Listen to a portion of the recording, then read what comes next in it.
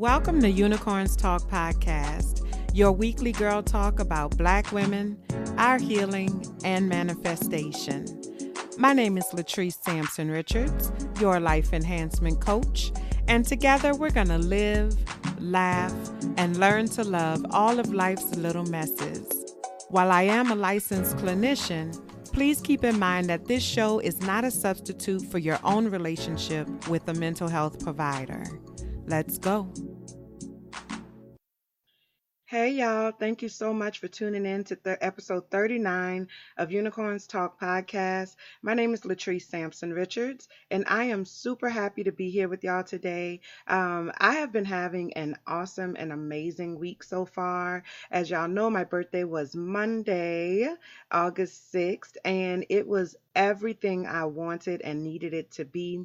You know, it's like as I get older, I don't really have the desire to like hang out as much as I used to. So my day was like, it was real chill. It was real quiet. It was chill.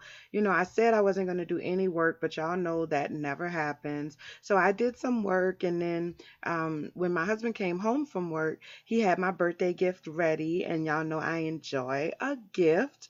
Y'all listen, my husband really gets me, y'all. Like, he really gets me and he doesn't judge me. So, for my birthday gift, he bought me 2 bottles of my favorite wine.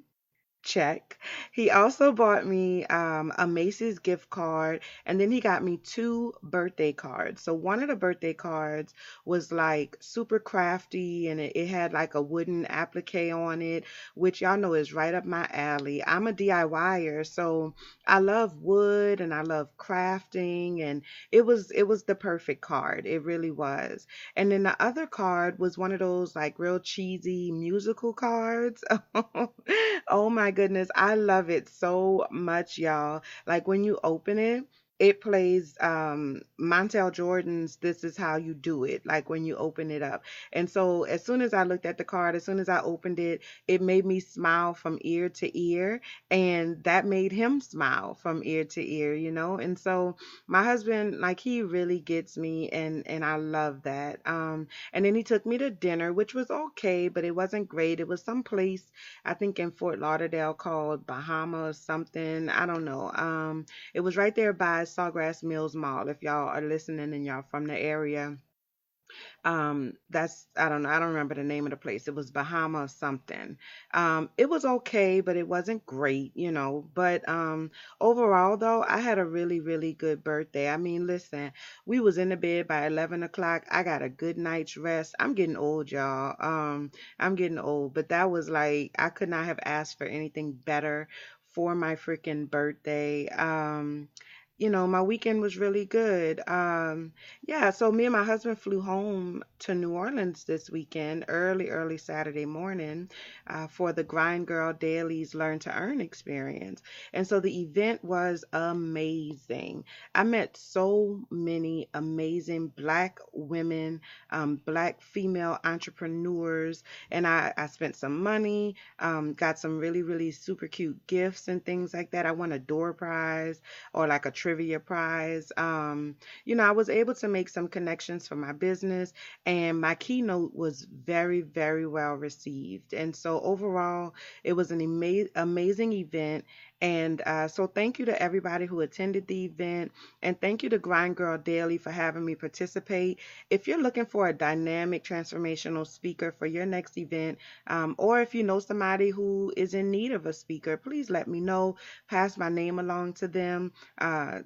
My goal in this life is to serve as many people as I can. I want to help as many people as I can for as long as God will allow me to. And so I would love to participate in your event. I would love to service you in that way. All right. Okay, so today's episode is a great episode.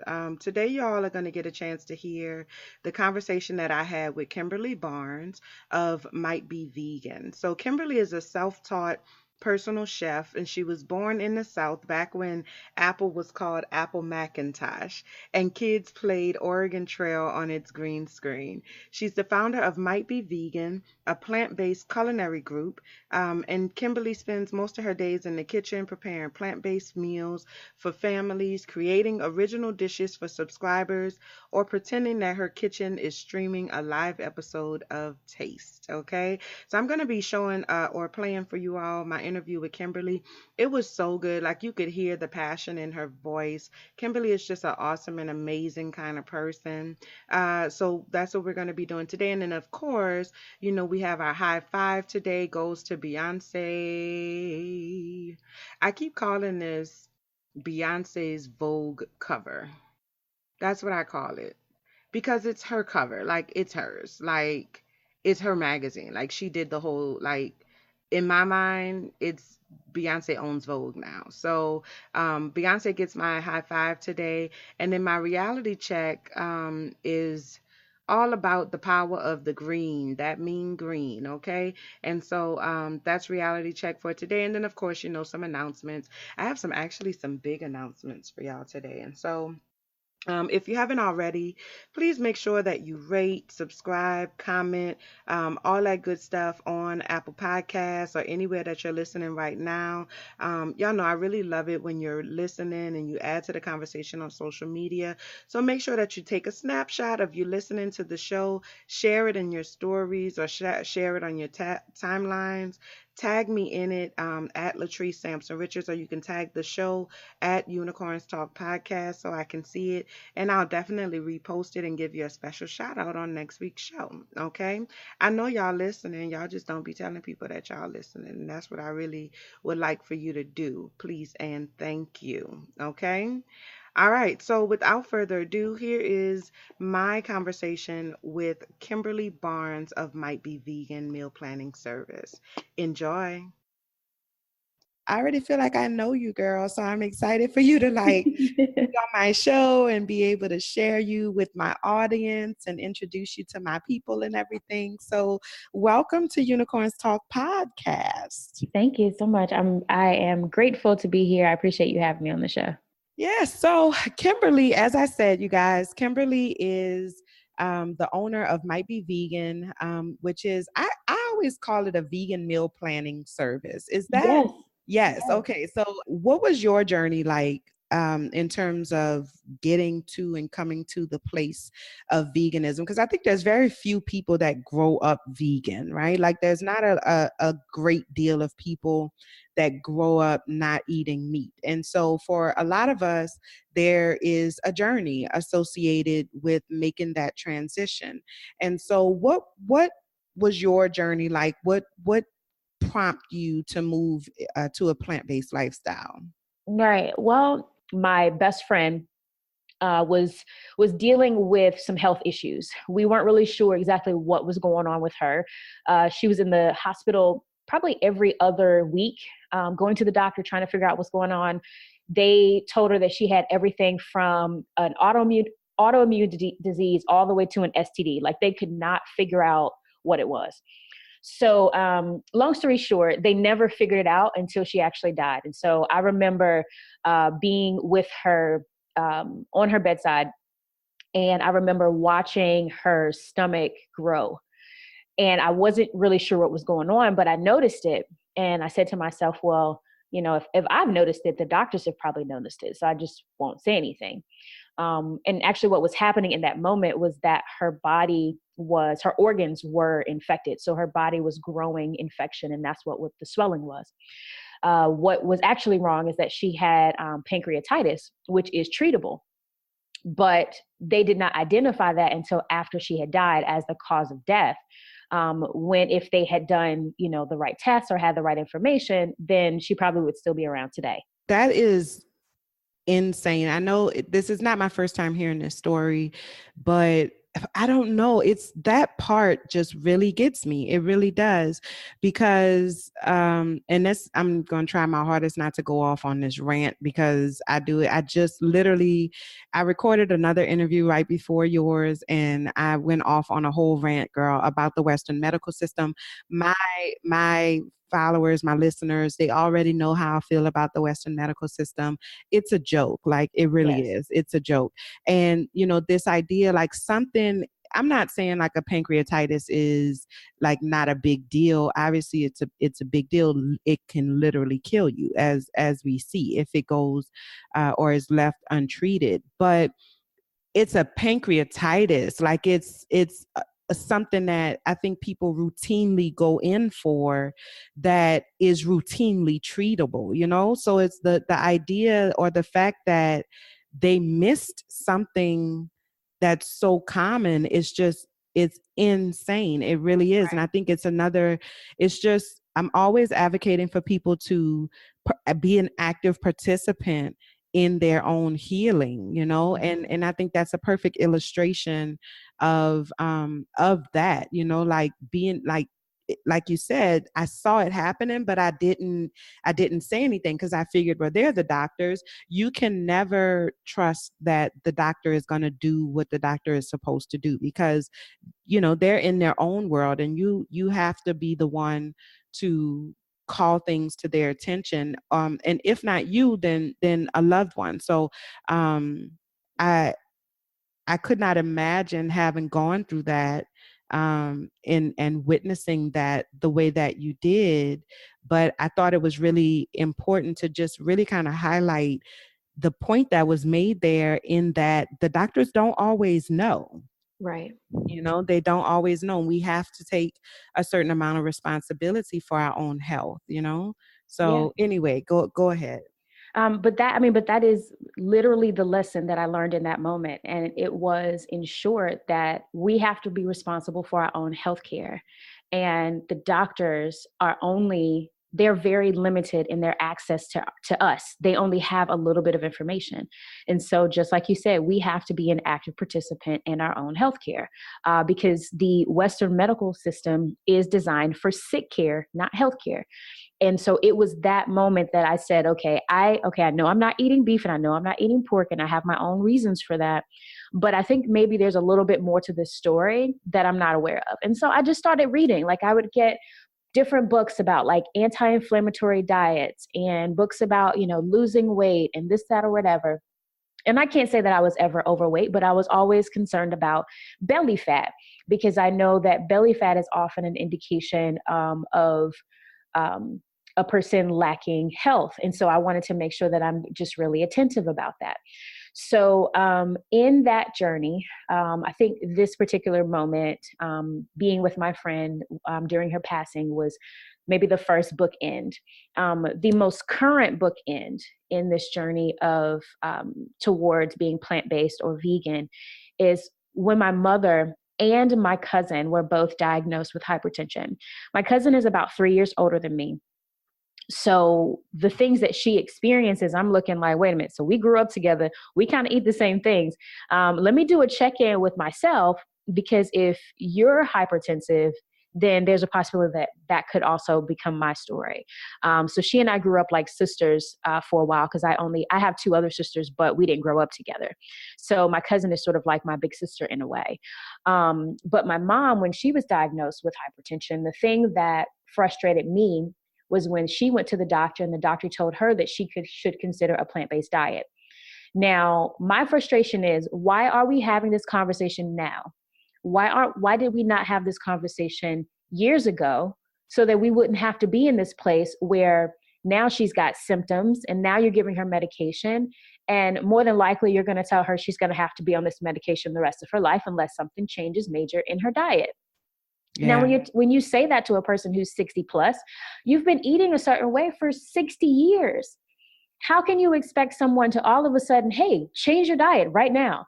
Like, who? No, how, Sway? Like, how am I supposed to just pick up and then put down the pork that I love, put down all the things that my palate has begun to appreciate and crave for the sake of my health? Not because I don't think that it's an issue that people don't want to be healthier.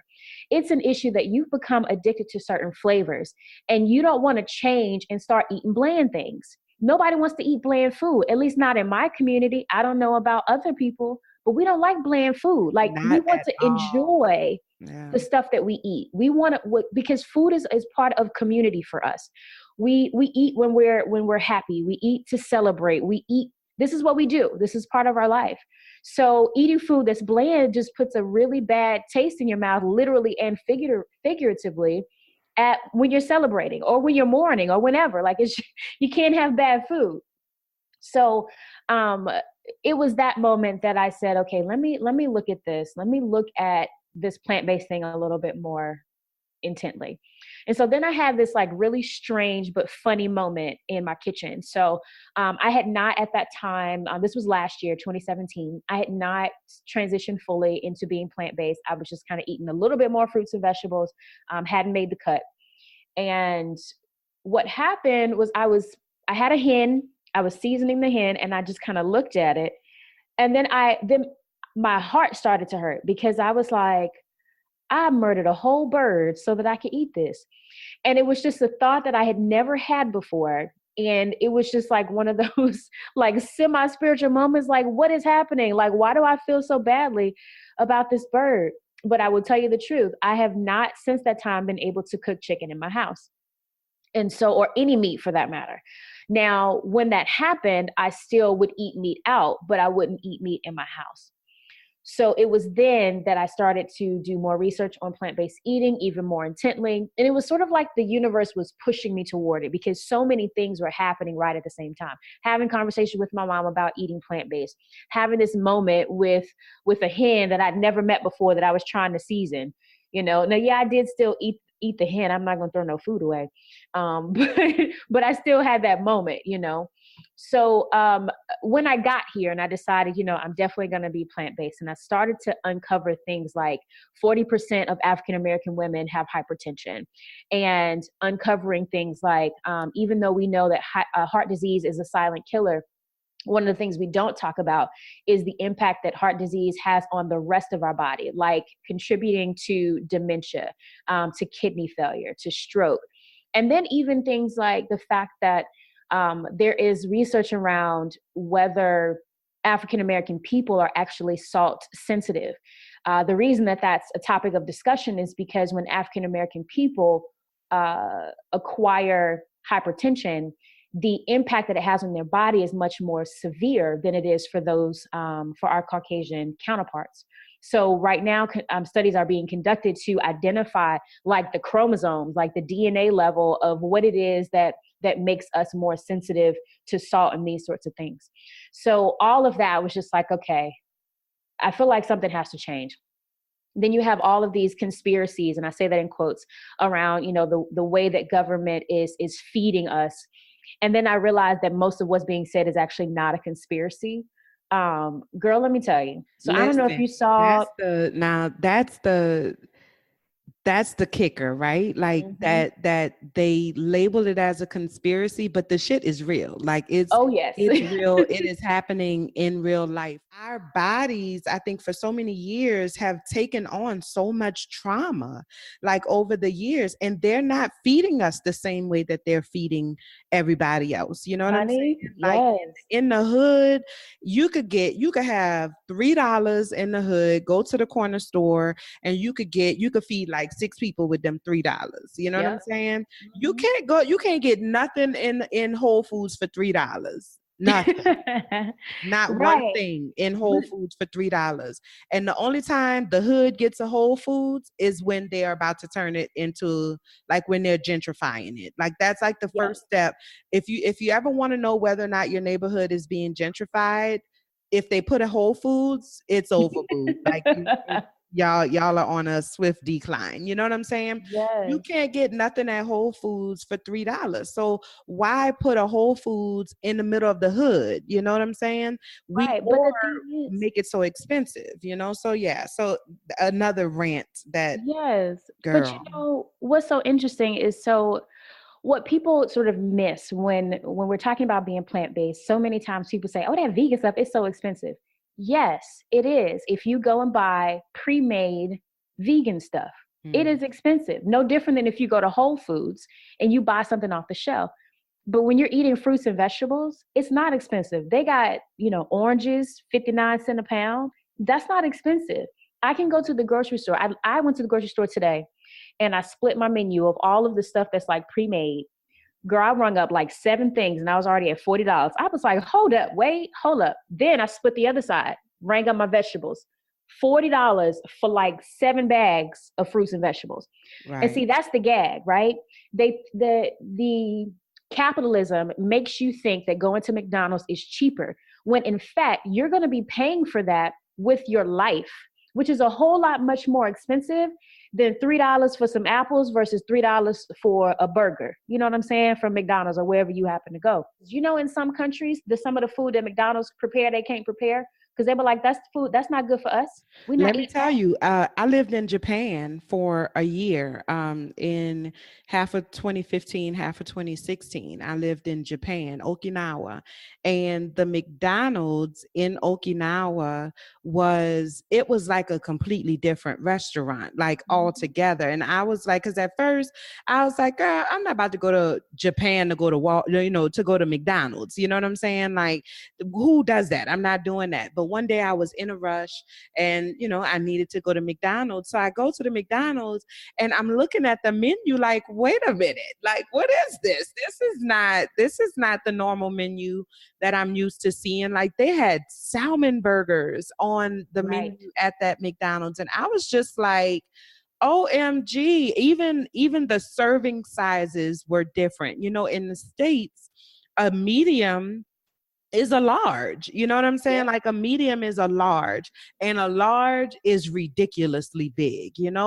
In Japan, a medium is what we get as a small here in the States. So when you ordered a medium soda or something like that, like, you get that little cup that they put the orange juice in. And when you order a small, then you get the kitty cup. Like, that's what the small is. Like, it's actual portion sizes. Like, everything was completely different. Even the fries taste different because they're fried in healthier oil. You know what I'm Yep. saying? So it's like the Right. whole thing. It's like a completely different restaurant altogether. Not to mention, the food was always fresh. Like, that's Yep. a whole other story. But the food was Yep. always fresh. So yeah, I mean, like, you're absolutely right. Like, in other cultures, they don't put things in their body that is harmful, or not to the point, even if they do, because Okinawans, they some foodies, girl. They like good food. They have lots of good food in Okinawa, which was surprising to me because they're so petite, like, they Mhm. are a petite people. Mhm. But they enjoy food. But the Yep. difference, is that they enjoy, like, the savory foods and, like, those fattening foods like ice cream and things like that. Mhm. They enjoy those things a lot less. Like, the Yep. serving sizes are a lot smaller, and it literally is like a treat for them. It's not Right. like an everyday occurrence. It's like a family outing when they go for ice cream. They're not going for ice cream every single day. Right. So, like, just the whole mindset is different. And those companies, if they want to get and become a part of that economic system, then they're going to follow their rules. And in America, there's nobody in our government that's really standing up for us in that way and saying, if you want to feed our people, you need to follow these standards. So I agree Right. with you 100%. So what's nuts about this is the fact that the United States government does not care about the health of its people. There is nothing that they do as an institution that would suggest that they care about our health. I'm going to give you one example that happened 4 days ago, real life. So the United Nations was hosting the World Assembly, the World Health Assembly. The United States government is a part of the UN, and so they participated. And what the UN was trying to pass was a resolution that said, anytime that we market materials or we market substitutions for breast milk, we want to make sure that what we market, we don't say that it's better than breast milk. Because we know, we have seen many, many studies that suggest that breast milk is better for the baby than the substitutions. Not to mention, some substitutions will have a negative impact on the child. So anytime we advertise, y'all, we just want to make sure that we say that breast milk is better for the baby. But if you can't, like if your body is not producing or whatever, then here's a supplement that you can have. Cool. That sounds pretty reasonable, right? U.S. government was like, hold up. So this is what we're going to do. We not down for that because we making all this money from these breast milk alternative producers. And so here's what's about to happen. Y'all not about to pass this resolution. Matter of fact, if you, Ecuador, if you decide that you will co-sign this, if you don't reject it, we're going to pull military aid and a whole bunch of money. Matter of fact, y'all African countries over there, the real poor ones, we're going to pull military aid from y'all too. So y'all don't pass this, okay? Because we got to make sure that we keep the pockets lined of all of the people. Now, these are government officials threatening other government officials so they can keep their pockets lined. That is literally the news that is coming forth out of the New York Times. This ain't no fake story. This ain't no fake news. But this was the attempt that was made to convince countries to allow the production or the marketing of breast milk alternatives in a way that would suggest to parents that it's better for the child than breast milk, which is a lie. Which is a straight up lie. And on top of that, some of that stuff is bad for the kids. So then this is the question that I ask people. If you think that the government is not concerned about you, look at the fact that they ain't concerned about your babies. Yeah. The most vulnerable humans on the planet, babies and old people. They ain't worried about old people. They ain't worried about babies. So they definitely ain't worried about you. So when you see the FDA, the FDA approves this, the FDA approved that, that don't mean nothing. That don't mean nothing because if it is inorganic, if it's not real, if it's not like legit grown from the ground, leave that stuff, have that stuff in moderation. Because right now, everybody trying to find a cure to cancer. Okay, cool. Guess what they found? That there's a root called turmeric that actually fights cancer. But they just now starting to do research around, hey, I wonder if this turmeric stuff will actually work. And turmeric, you can get that at the grocery store. Right. And you can get powdered, ground up, you could get the root, you could get it all. You really can. It's I think the word I want to use is refreshing, just to hear, I can hear the passion that you have about this work. Like I can hear in your voice how dedicated you are to this work. So, what is it like? What is your mission with your company Might Be Vegan? What is it that you're hoping to accomplish through your work? I have a lot of family members who are struggling with different things, and they look at me and they look at my diet. And initially, I'm going to be honest, they were like, I ain't eating that vegan shit. That's their first thing. Like, not vegan. Yes, with 2 A's. Yeah. So, what I really want to happen, on an individual level, I want my family to see a better way to eat healthier. And by doing that, because what I did when I first started this, I told all of my family, look, I'm about to do it. I'm going to give all y'all free access. Here's free access. I'm signing everybody up. It's going to come to your inbox. Now, some people have paid attention, some people haven't, but that's the most that I can do. So I have done it with my family. I'm like, I'm giving y'all resources. Now, everybody else, it's the same idea. So I think that, all people need to be awakened to the idea that just because it's on the shelf in the grocery store does not mean that you should buy it. When I go to the grocery store, I go to the produce section, I go to the spice section, and then I go to the dairy section. If I'm getting like some almond milk or whatever, then I'm out the door. Ain't nothing else in the middle. That ain't food. That's fake. But my intention is to introduce people who have ignored or possibly considered but weren't sure what to do about living healthier. So, I'm not trying to, help everybody lose weight. Of course, if you eat more fruits and vegetables and you do other things, you're going to probably lose some weight if that's your goal.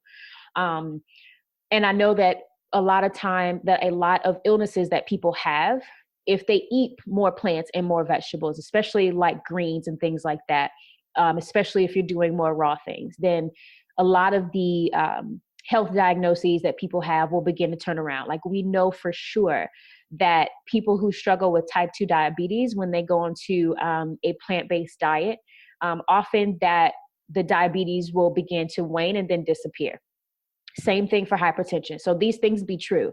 Now, if I know that those two things are prevalent in the African American community, so if I can make any impact by giving people flavor and health at the same time, then that's what I'm here for. Because the thing that people don't realize is that just because, and this is a little bit not exactly what we were just talking about, but this is still important. Even though something says that it's vegan, it doesn't mean that it's still healthy for you. I went to a restaurant in Atlanta. I'm not going to say the name of it, but just about everything that was in there was doused in sugar. It was deep fried. It was incredibly salty, oily, and that's pretty much what we already eat. Like, why would you then give someone food and then you lose the authenticity, you lose the integrity of it being plant-based? Yeah, that's one of the things, I was diagnosed with PCOS, which is polycystic ovarian syndrome or ovary syndrome, in 2015 when I was in Japan. And basically, PCOS or PCOS, as some people call it, is associated with high insulin levels. And it's not diabetes, but it is a form of insulin resistance. And so, long story short, it produces an abundance of testosterone in my body, which affects my ovulation and makes it extremely difficult to get pregnant, which is a problem because I'm trying to make some babies with my chocolate drop husband. You know what I'm saying? So I've been really fighting to get this PCOS under control, and I've been making some changes, here and there. And so vegan, which is, I'm going to, I guess, kind of lead me into my next question. But veganism is something that I've dabbled in from time to time, because I know that it's a really good alternative to just eating whatever the hell you want to put in your mouth. You know what I'm saying? And it's a really good way to manage any type of health issues, like you said, but specifically, you know, things that are related to insulin and blood sugar and things of that nature, right? And so that's basically what, insulin resistance is connected to my blood sugar and things like that. One of the biggest turnoffs for me as I was exploring veganism was how much of it is processed. Like, I just can't wrap my mind around it. I stopped eating processed foods, or I've been eating a lot more processed foods here lately, I'm going to be honest.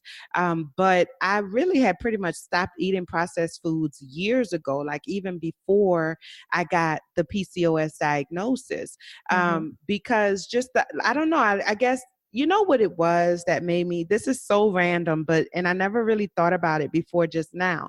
But I think what it was that made me stop eating so much processed food was I was watching an episode of How It's Made. I love that show, How It's Made, because I like to know how shit is made, And so I was watching an episode of How It's Made, and I want to say they were doing hot dogs, and which is a random, like ridiculously random thing to be watching. And I was watching as this pink shit just went through all of these machines, and it was like I can see it in my head right now, like the visualization of the food that ends up on my plate, having gone through all of these machines and all of these like processing, and just it was the nastiest shit I ever seen in my life at that point. You know what I'm saying?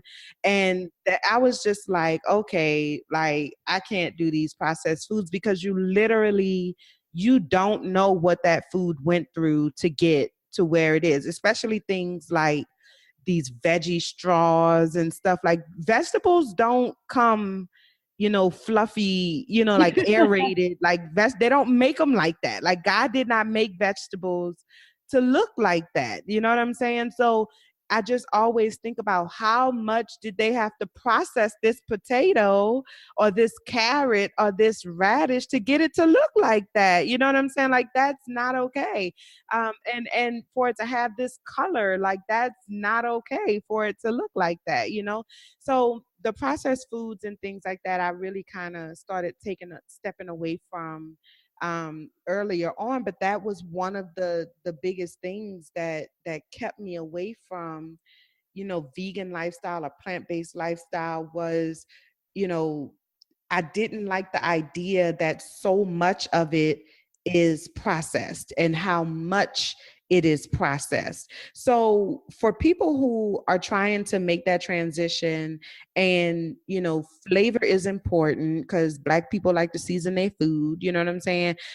So flavor is important, but then also trying to get the health benefits. So what tips do you have for people to be able to eat well without having to rely on the processed foods? So my tip is really just you got to learn how to cook. The reason that I'm doing the plant-based meal prep is so that people can be equipped to go into their kitchens, because then you know exactly what's being put in your food. But farmers market, absolutely 100% true. My favorite place to shop in Atlanta is Sprouts Farmers Market. And even though that's a grocery store, the produce that they have is actually much, much cheaper than Publix and Kroger and other sort of your staple grocery stores that you may have in your area. But that's where I'm shopping all the time. But I don't necessarily have to buy things that are in the middle of the grocery store if you consider like the outside, like the produce and the dairy sections. I rarely ever have to go in the middle sections because I'm making everything myself. Now it does take some time. Like I'm the type of person that if I'm making a salad or something and I want a dressing, I'm making that dressing myself. Not everybody has time for that. So I will always say, especially in my meal planning service, I'll always say, you can always just buy X or buy Z, but here's my recipe for you to make your own dressing. It has like 6 ingredients. You can buy them at the grocery store. No preservatives, no xanthan gum, no maltodextrin, no none of that other stuff. It's just exactly what's in your cupboard. And don't be afraid of spices. When you go into your cupboard and you open it up, if all you see is salt and pepper, then baby, you got to go shopping because you're Listen, going there are so many flavors out there. Like my spice cabinet is out of control. Like it really is. I have all kinds of spices in that cabinet. Like I make my own taco seasoning. I stopped buying taco seasoning about 2 years ago. I make my own taco seasoning. It is freaking amazing. And that's another thing, like you can make a lot of that stuff in advance. You know what I'm saying? Like I save the old containers from my spices. So like if I use like certain things you use a lot of, or I use a lot of, like garlic powder or something like that. So once I finish with a thing of garlic powder, I keep the container, I clean it really well, you know, and let it dry out completely. Let it dry out completely. And then I make my spices. Like I'll put taco seasoning in there, and I get a black Sharpie marker and I write on the front of that taco seasoning, you know, and that Mhm. way I have my own taco seasoning. I know exactly what's in it. I can make it to taste, you know, because Yep. sometimes those packets are too salty. I don't like a lot of salt, and my husband doesn't like a lot of salt either. So, you know, I can make it specifically to suit my family's taste, and I can make a large batch of it so that way, because we eat tacos in my house, girl. I love a good taco, you know what I'm saying? But we can make a large batch of it, and I can have it for whenever I need it, you know? So yes, like there are, like I learned recently, I think one of your recipes, which we'll get into, but one of your recipes called for coriander. I've never cooked with coriander before. A friend of mine, she's from Brazil, and she uses a lot of coriander. And I was telling her, like, girl, I'm afraid of coriander. It just seems like a very like it seems like a persnickety kind of you know, like it just seems like very like, oh, coriander, you know, like so I've always been like afraid of coriander, but you know, like girl, I cook one of your recipes today. I made what is it? The no chicken soup and biscuits or something like that. Yes. Uh-huh. And with that coriander in there, girl, I was just like, OMG, girl, this shit is good. I didn't do the biscuits Yeah. uh, Because of carbs, I know. because of carbs, yes, and with PCOS, carbs are the enemy number one. But the spices, like that, there's an entire aisle dedicated to spices. Girl, the spice rack is everything, girl. Everything. Yes. But also don't forget that there are stores that sell spices in bulk, because I know some people are afraid of, well, I'm not getting all those spices. They like $5 a bottle and you don't get that much. Mm-hmm. If you look for farmers markets, oftentimes they will have barrels of spices, like a barrel of garlic that you can get as much or as little as you want. I know for certain that at Sprouts, they allow you to get a little bag of something. So let's say you're using my meal prep service, or meal planning service rather, and you need some coriander, but you're like, I don't know if I'm gonna use this again. So you get you a tablespoon, and then you pay 20 cents for that little bit of coriander that you Yeah, need, yeah. instead of having to get a $5 bottle. The other thing that I have to say about spices is, do not go to the dollar store, because there is a difference between regular spices, organic spices, and dollar store spices, because a lot of that stuff has fillers in it. Even the leaves, like even oregano. Like I did a meal prep for a client of mine, and she had bought all of these spices from Costco or something. And I did my recipe exactly like I normally do it. I even read it this time. I read my own recipe and made it. And it didn't taste the same. And I said, the only thing that's different are these spices that you got. And so she was a little upset with me. She was like, this don't taste like your stuff. I said, well, then you need to buy real spices, because these Right. spices are bland. Like they've either been bleached too much, they've been washed too much. Something has happened with these spices and they are not legit. So Yeah. I always look for organic, and I stay away from the dollar store spices. And you'd be surprised the kind of stuff that you can make, Mhm. with I mean, I am a chef, at least part-time, of during the day I'm cooking in somebody's kitchen and making my own barbecue sauce. Years ago, I would have never thought that that was a thing, like making barbecue sauce. So I have like a mesquite rub. If I was eating meat, girl, that'd be good on some chicken, Mhm. But Yeah. I make a mesquite rub out of things that I was just like, I never thought that this would go in here. There's sage in it. Oh my God, I'm excited. Like just stuff I just would not have thought about to make a mesquite flavor. Like you said, the taco seasoning. I make my own curry, right? There's so many different types of curries. And so I make a really good yellow curry, and that's actually in one of my recipes. So you have the option of buying the curry, because it'll come like in a container, or you can make the curry, because curry is not a spice. Curry is a mixture of spices. So, Kimberly, what is the number one myth you would say about what it means to be vegan, or to live a plant-based life, specifically in the Black community? What is the number one thing that you hear that you're like, that shit not true, girl? You could do it, like that is not true. What would you say that is? Well, I would say it's probably split between two things, yeah, I'll just say them all. So, number one, I would say that it's a white thing, because it's definitely not a white thing, is that you have to be all or nothing. I would say to somebody, if you are trying to do better, any sort of try is better than no try at all. Now, obviously, if you want to have a full transformation with your body, then you want to be all and not a try. But on your way to the all, don't make yourself feel bad about the try, because at least you're making progress. And I think that's the thing that people beat themselves up because they're not able to be some image that they think that they're supposed to be with the diet. So when they fall off, they feel guilty, because it's like the fake internet people are watching them. Like, nah, girl, because I tell people all the time with my recipes, like, if you still eat meat, don't feel like you ain't gotta hide that from me, girl. Put your chicken on that plate and put this linguine right on top that was made from might be vegan. Why? Because it might be vegan. If you are on your way to eating healthier, high five to you. Yeah. I agree. One of my friends posted on her Facebook page a couple weeks ago, or last week, I think it was, and she was like, "Get off my plate." You know what I'm saying? Like, people stop watching my plate and what I'm putting on my plate. You know, sometimes I want to be vegan, and sometimes I don't want to be vegan. If I want a piece of rib, I'm gonna eat a damn piece of rib.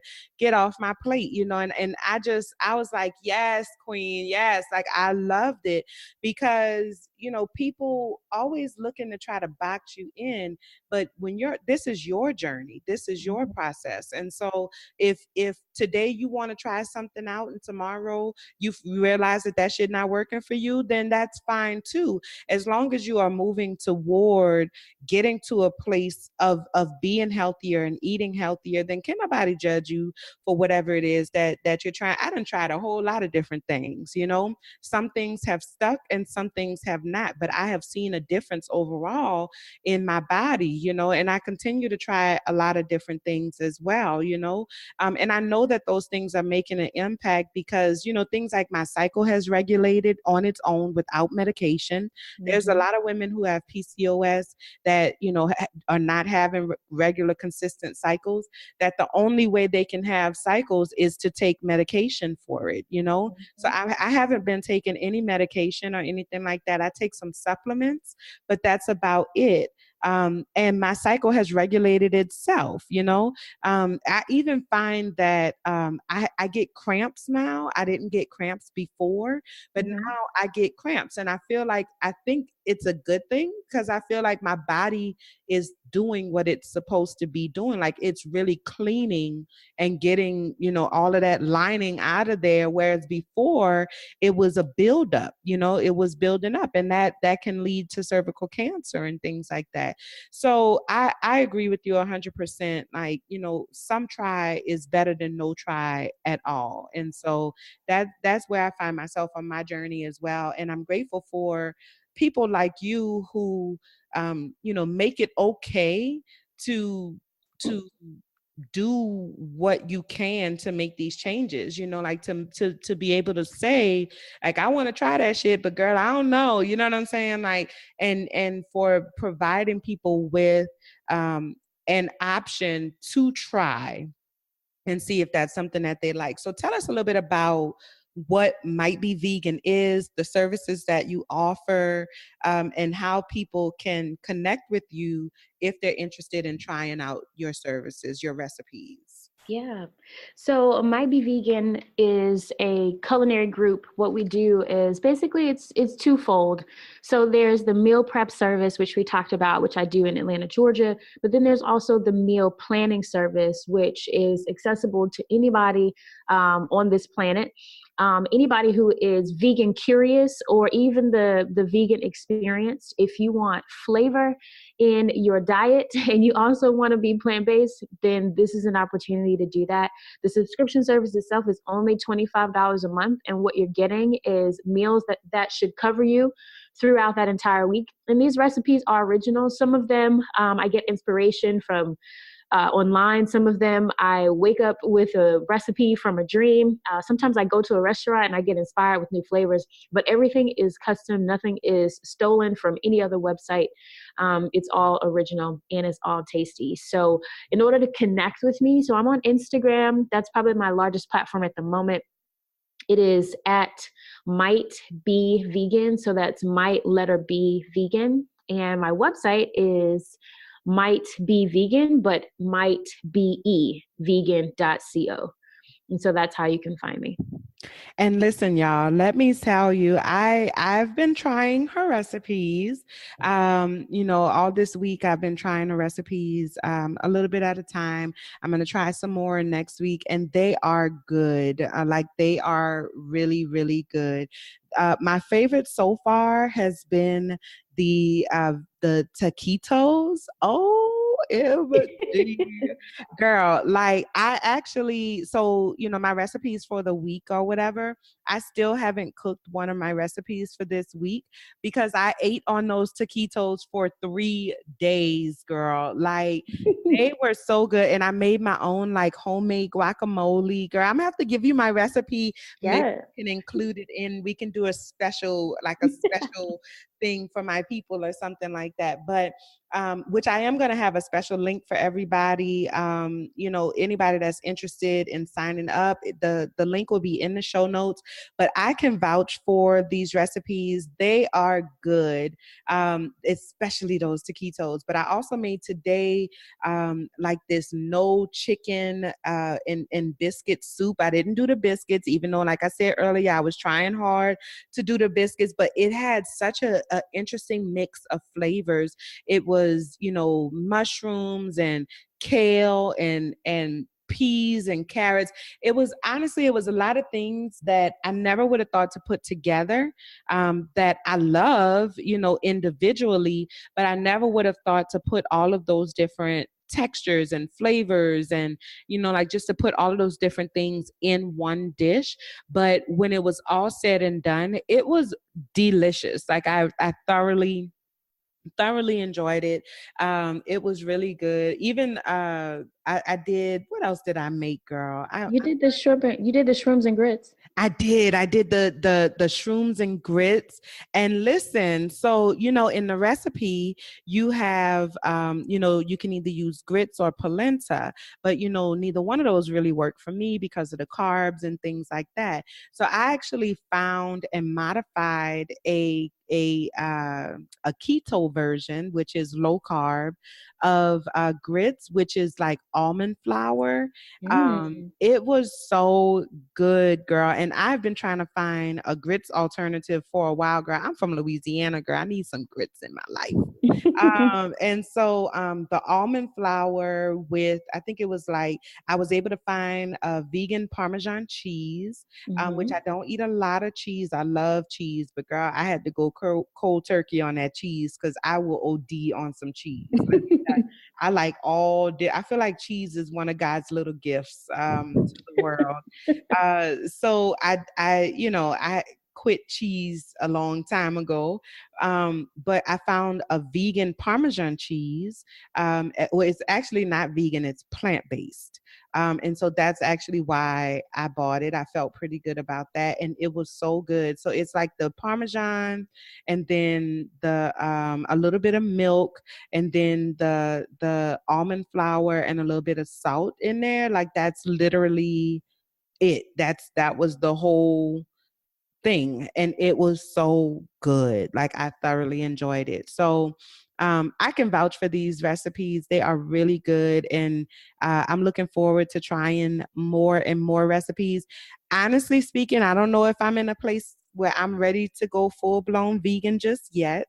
I'm really leaning more toward a plant based slash like a plant dominant slash pescatarian. I'm learning more and more fish dishes and how to Hmm. make fish and things like that. I feel a lot better about that. My husband is trying to kill me because he has not told me I cannot eat shrimp. But my husband does not like shrimp. He had a bad experience with some shrimp when he was younger. Hmm. But I'm from Louisiana. I'm specifically from New Orleans, Louisiana, girl. Shrimp is life. And Right. so I'm just like, babe, you're killing me, babe. Like for real, for real. But I'm gradually moving away from shrimp as well because I'm just not cooking 2 meals up in this house. That's not gonna happen.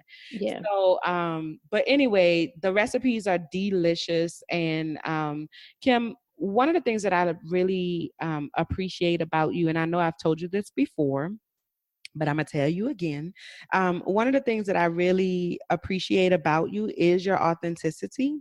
And it's rare that you find someone, especially when you are that person. It can be very discouraging because you end up finding yourself surrounded by people who are not like you at all. You know what I'm saying? In terms of being authentic, and authentically committed to the work that you're doing. A lot of people do the work because they want to get the money. And don't get me wrong, we need money. These bills got to be paid, right? Hmm. But finding somebody who is authentically connected to the work that they do, that is a blessing. And I enjoy the passion that you have for the work. I enjoy the connection that you have to the community, and to the healing of our community through our gut. And I appreciate you, girl. I appreciate everything that is you, everything you bring to the table. And I look forward to seeing how this is going to grow, how you grow your company, but then also how our relationship is going to grow both personally and professionally. So thank you so much for being on the show today and for sharing all of your insights. You check her out, y'all. $25 a month, girl. You spend $25 a month on gum and things, So you can spend $25 a month to get something that is actually going to be pouring into your body and making you healthier, versus killing you faster than you absolutely need to be gone. So thank you so much, Kim. I really appreciate you. Yeah, absolutely. I appreciate you. Thank you so much. It was such a pleasure talking with Kim about plant-based vegan lifestyles. And as you can see, she's very passionate about getting the word out within the community, just for us to learn how to eat better and make better choices, and really to take responsibility for our health. And so, y'all make sure you check out Might Be Vegan Meal Planning Service and Meal Prep if you are in Atlanta. But the meal planning service you can do anywhere in the world.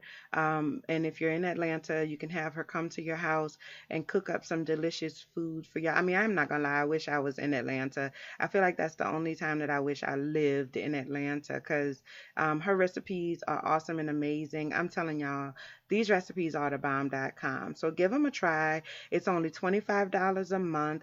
And I have a coupon code for you all to get 15% off your first month of your sign up, if you sign up within the month of August. And so you can use the code SUMMER, SUMMER, to get 15% off your first month and see if you like it. I mean, listen, you're not going to be locked into any kind of contracts or anything like that. So there's really nothing to lose here. Okay. So you can check out the link in the show notes, or you can check out the link in my bio for more information.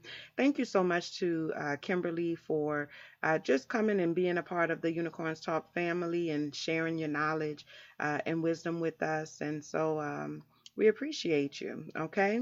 All right. Coming up next is High Five.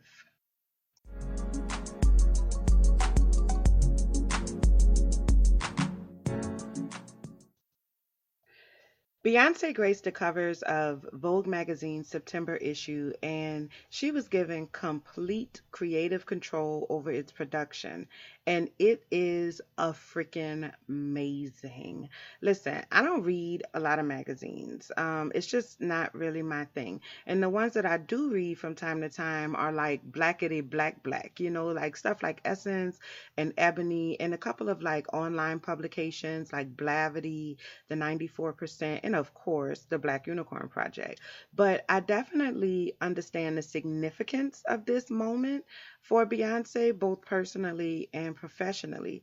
But also, I think the significance for the culture in general.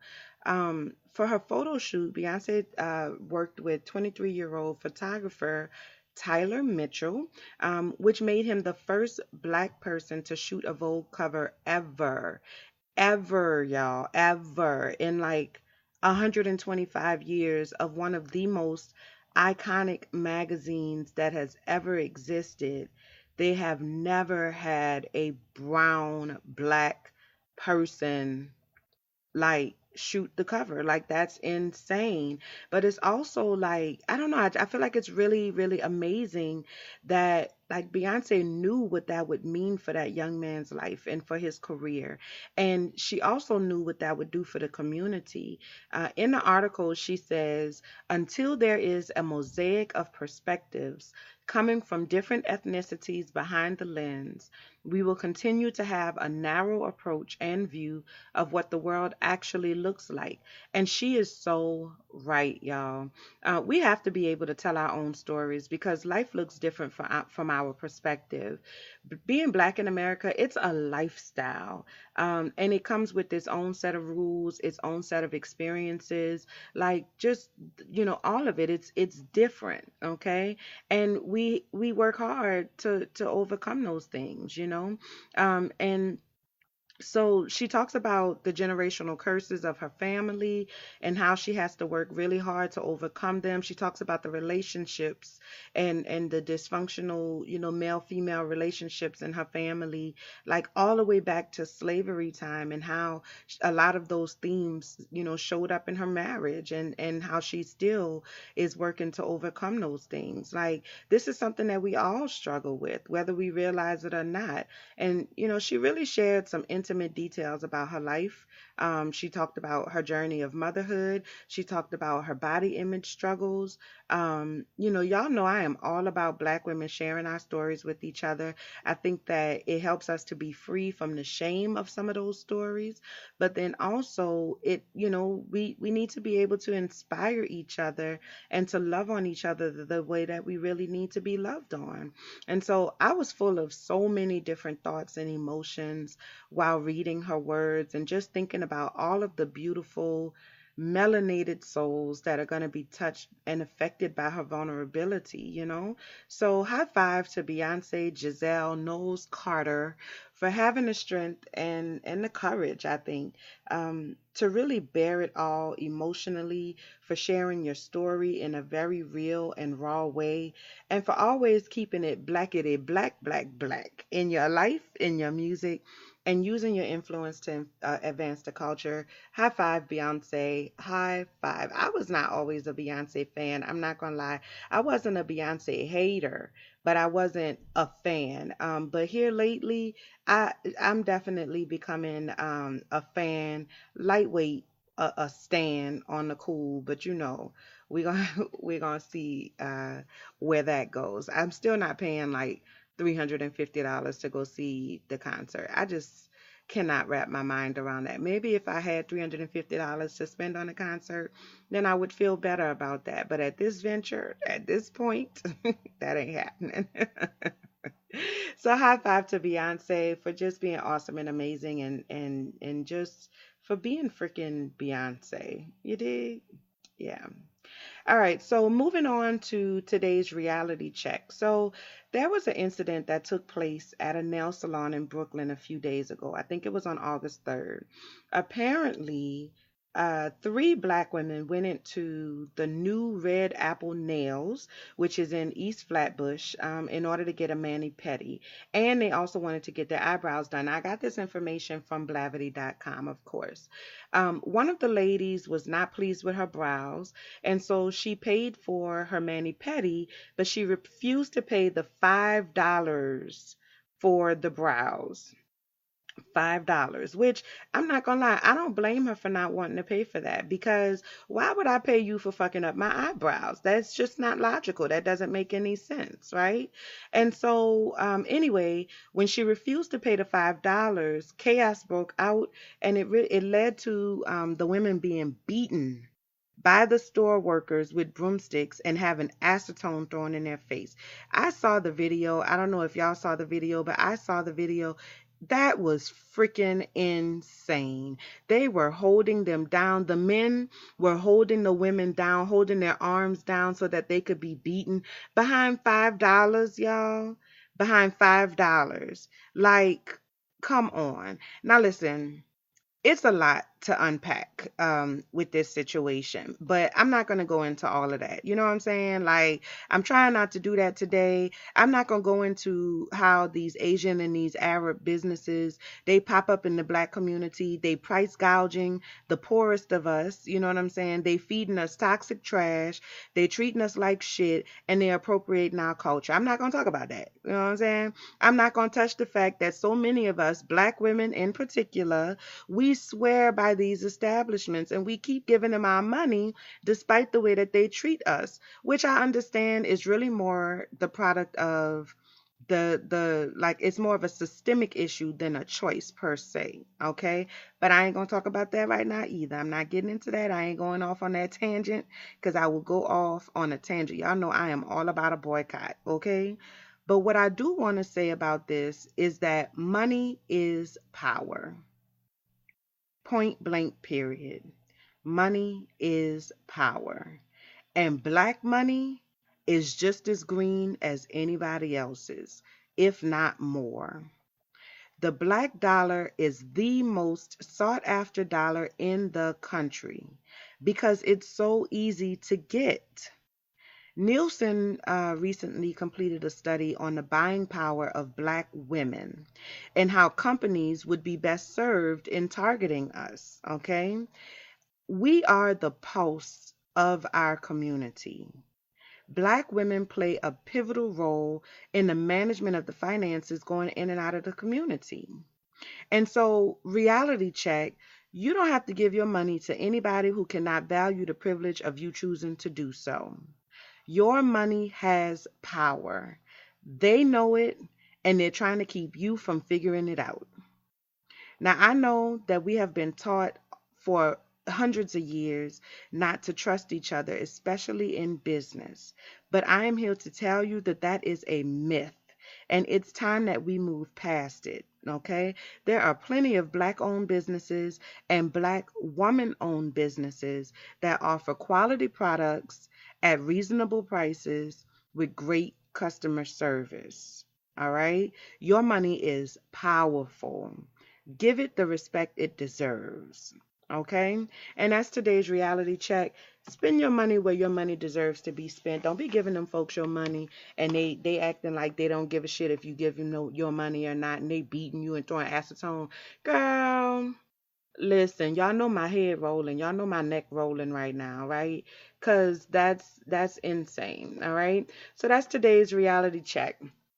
I want to give a few shout outs today for sure. Definitely want to give a shout out to Black Married Fly, Candace and Treb. Y'all doing big things over there. I need to get caught up on my episodes. It's been so crazy. Like, I have been working non-stop, y'all. It's been crazy. So I'm so behind on my episodes for Black Married Fly, Unapologetic Podcast. Hey, Jaden. Hey, Boo.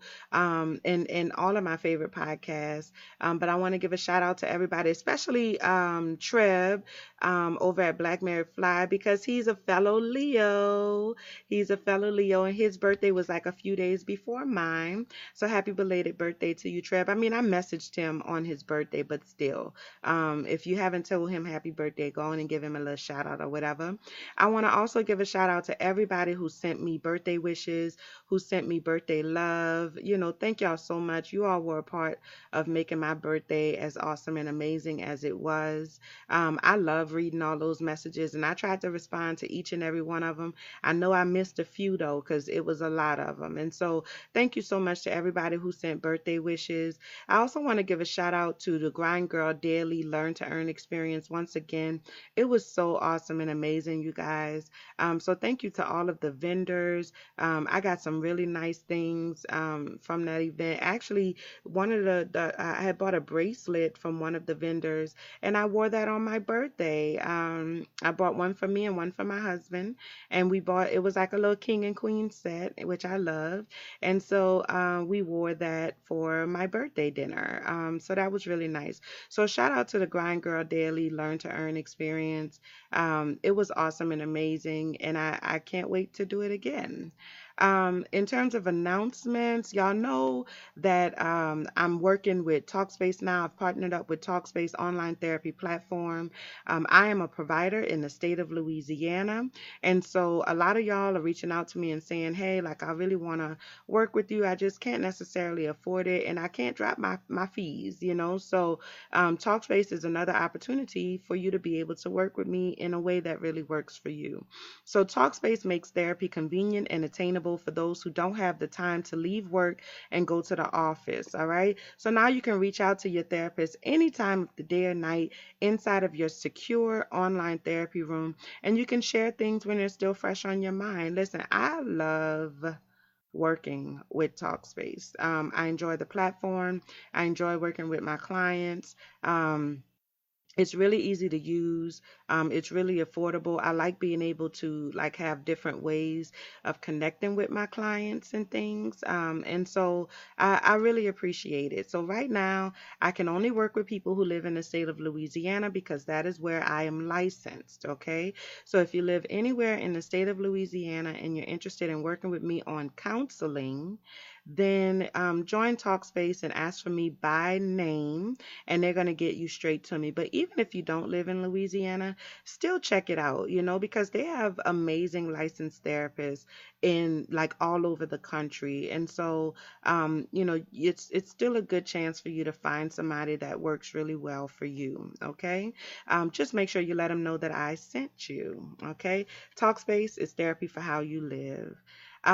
Also, y'all know I'm going to be doing a live show in Atlanta at a Pod Connection conference for podcasters, radio hosts, and bloggers. So the conference is going to be held from October 5th through the 7th, and it's all about empowering podcasters, which includes giving others a platform. And so I was selected out of hundreds of nominations and entries to perform my show live along with five other podcasts.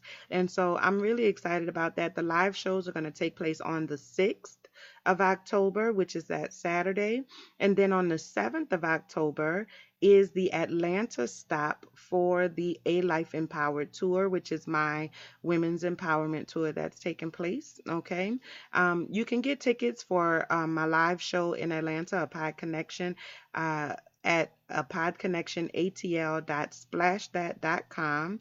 The details, the information is going to be in the show notes and then also in the link in my Instagram bio, so you can get your tickets there. The tickets are, I think, like $15, which is super duper cheap.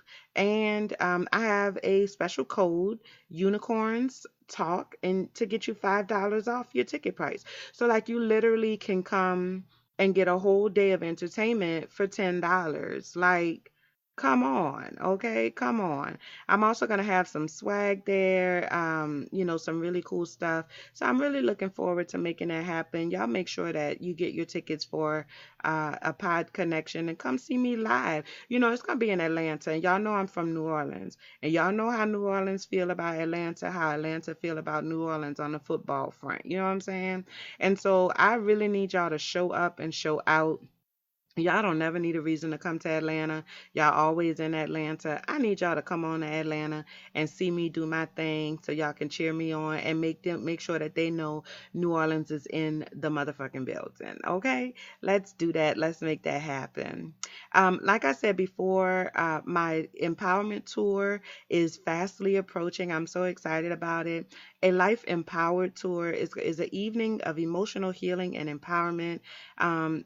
This tour is going to be like just so dynamic. It's an opportunity for you to get clarity about who you are, where you are, and where you are going. And so it's going to be a 3 hour long event. And it's gonna be deep, y'all. Don't like it's gonna be deep. We're gonna be doing some awesome and amazing work, and I'm really excited about it. Like for real, for real. Tickets go on sale next week, August 15th, and you'll be able to get I'm going to definitely offer some early bird specials. And so the New Orleans stop is going to be on Sunday, September 23rd. The Atlanta stop is on Sunday, October 7th, and the Dallas stop is on Sunday, October 21st. And I am going to add one more stop. I'm just not quite sure where I want that to be just yet. But we're definitely going to make it happen. Some of my Trust Village folks say they want me to come to Vegas. Some say Virginia. I don't know. We're going to have to see. I'm going to figure it out, what that last stop is going to be. But y'all make sure you check it out, and you'll be able to get your tickets next week, okay? Make sure you follow me on all the social medias, Unicorns Talk Pod on Facebook, IG, and Twitter at Unicorns Talk Pod. Check out the website, latricesampsonrichards.com/Unicorns Talk Pod. Or you can follow me directly on Facebook and Instagram at Latrice Sampson Richards and on Twitter at LSamRichards. All right. That was a lot of information in a short period of time. But I thank y'all for hanging in there with me. I love y'all and I really do appreciate y'all. And that's all the show I have for y'all today. Make sure you stay tuned next week. It's just going to keep getting better. I'm excited about this. I really am. Yeah. All right. I love y'all and I appreciate y'all. And until next time, be well. Bye, y'all.